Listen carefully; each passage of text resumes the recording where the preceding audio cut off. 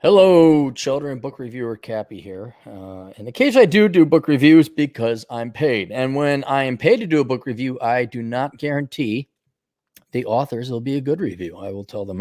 And perfect example is my good friend David Perodin. I didn't like his book. And there was nothing wrong with it. Just wasn't my cup of tea. So it wasn't badly written or anything like that. I was just like, I wanted more numbers.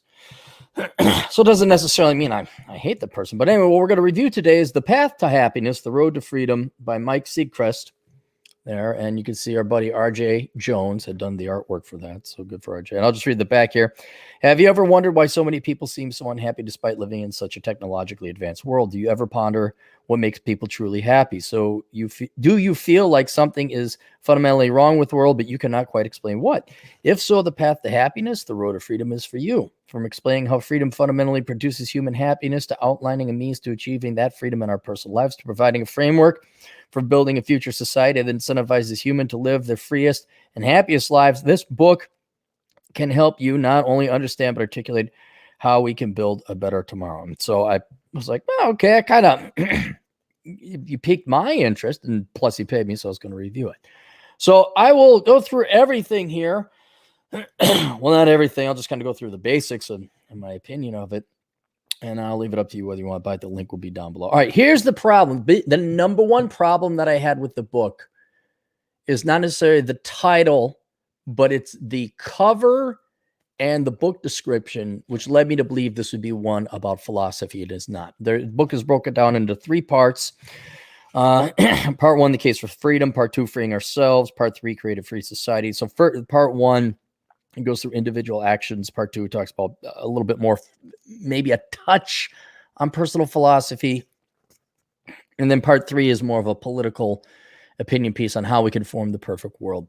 And there is very little philosophy in this book. If there's any philosophy, it's in the last part, part 3, because the first 2 parts are basically economics 101. It is a long, detailed, example-filled slog of microeconomic examples. Now, it's thorough because it goes through, the point and purpose of money. We're talking your 101 class from college.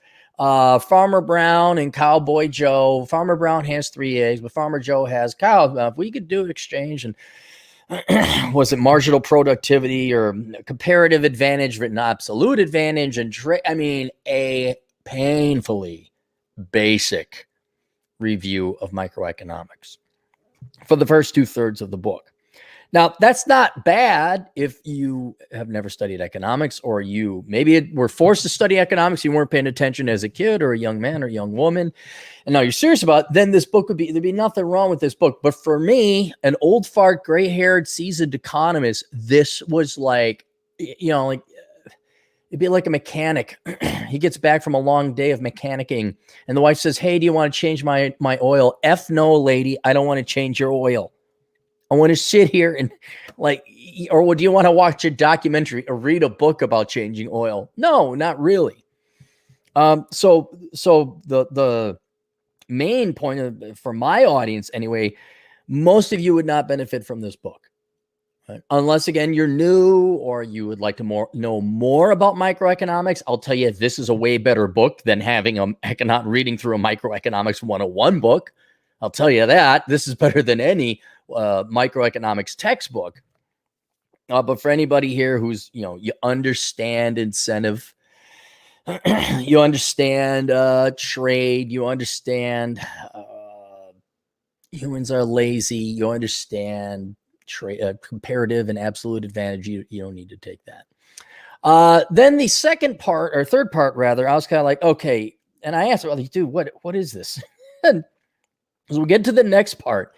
Get to part 3, and then I'm like, okay, I'll read through part 3. And there it was basically college freshman idealism. Like, I got the perfect system, man. Like, you see, if we all just hold hands and do kumbaya, and he's not wrong, but it's so idealistic, it's utopian. I guess this is not a problem I have with the book, but that I have with society, is that he's right. The book is 100% right. Like, if you want a roadmap, you want an outline as to go to a road to freedom, path to happiness. This is right, but it's going to fall on deaf ears because the vast majority of people are lazy. They're parasitic. They know, most people know what they got to do to change their lives around, to make money, to how would society improve itself. But most, especially the younger people that wouldn't know economics 101, most of them too lazy to put forth the effort to do this. Most of them lack the maturity, let alone the moral compass. The vast majority of young people and old people, but certainly young people, they want free shit. This is a book about responsibility and idealism. And so, yeah, it would work, but no one's going to vote for it. So I think it's largely, especially for us, an academic piece. It's theoretical. It's not practical. It really is, I'm to the point of like stoicism, existentialism, nihilism, black pill. Like, okay, we've forget the world. World's going to do what it's going to do. We've moved on. And what can I do in my life to react, to respond, to capitalize? What's going to be practical? This is, well, hey, do you know that if everybody voted this way, nobody's going to vote that way? No one's going to be responsible. No one's going to spend less than they make. It's not going to happen. We're not getting rid of central banking. We're not going to stop making the money printer go burr. So again, it's right, but it was just like, dude, come on. Like, the next thing you're going to tell me is that women aren't going to get fat after you get married, and there's only a 0% chance they'll divorce you. I mean, it would be like, hey, did you know that we could change marriage and marital relations by having these 3 key things? It's like, yeah, but those key 3 things aren't going to happen. So again, it really wouldn't be for jaded, cynical, otherwise known as experienced and mature adults that have lived life and studied economics. Certainly the majority of people here, it wouldn't be a benefit to you. But it would be of, I wouldn't say tremendous value, but great value, better than average value to a young person who doesn't know about microeconomics, or why do people, I think maybe everyone has an intuitive understanding as to why people have micro behaviors. And then as individuals in a society, we create macro behaviors. But this would go into the details of explaining that kind of, which is good. So you're like, oh yeah, if Bobby does this individual action, it results as us suffering entirely as a group of people. So it's bad not to do that. So that is certainly in here. But for people who already got that, like, hey, by the way, don't have kids out of wedlock. By the way, don't major in stupid shit. Yeah, you don't need this book. So it really would be for young people who just don't have that connect, don't have that understanding how individual behaviors have macroeconomic consequences.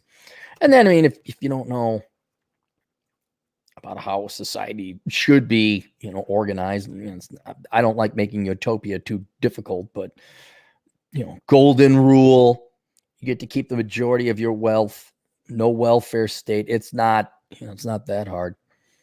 Like here, building a free economy. Yeah, it's called lowering taxes and letting people be. It's kind of basic. So there's that. Let me take a look at my other notes. Yeah, this is going to become a bestseller because it's not telling people what most people are not mature or moral enough to read, let alone appreciate this book, and certainly not implement it in their lives. Yeah, it's good introduction to economics 101. And chapter 3 is idealistic and very utopian. It's cute. It's very cute.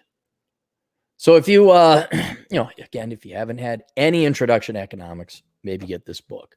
But for those of you that are with, traditional, regular listeners of Cappy, it's not going to be of much value to you. Still, I mean, make a perfectly fine book to a high school graduate, a freshman in college who thought they knew everything. Like, hey man, they're locking us down. Like, here you go, take a look at this.